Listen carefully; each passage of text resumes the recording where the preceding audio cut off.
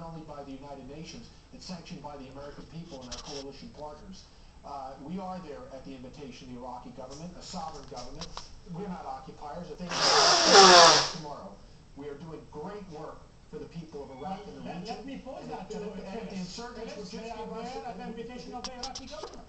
They are not there at the invitation of the Iraqi government. This Iraqi government came into power in an election organized and run under conditions of military occupation. But what's contractors were not invited in by this government. They were already there. They had been invited in not by the government that exists now, which clearly was something the Iraqi people wanted to elect. It's not the issue. The Iraqis themselves are very brave, wanted to take the risk of electing a government, but they were already in place because they had been brought in by the Coalition Provisional Authority, the U.S. Occupation Authority. Having said that, successive Iraqi governments, simply they just kept them. Why don't they just kick them out? I mean, if they cannot kick the American army, why can't they just say, we don't want security contractors? They don't have the power to do that any more than they have the power to get rid of the Americans. Despite the rhetoric that if the Americans are requested to leave, we will leave tomorrow, that simply is not the case. The Iraqi parliament has voted more than 70% that they want an immediate timetable.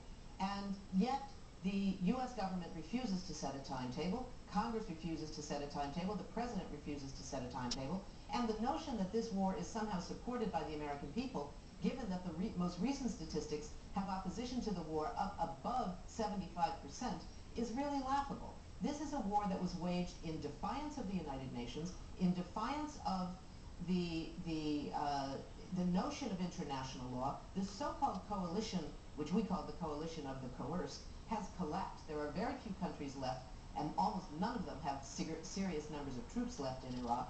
This is a war that has been a disaster, first for the people of Iraq, secondly for the people of this country and our military, and of course for the contractors themselves, who are paying a price for the terrible notion of what this war has brought to Iraq.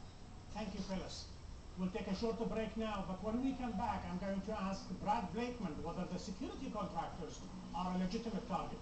Stay with us. These guys run loose in this country and do stupid stuff. They shoot people and someone has to deal with the aftermath. Brigadier General Carl Holst, Deputy Commander, US 3rd Infantry Division.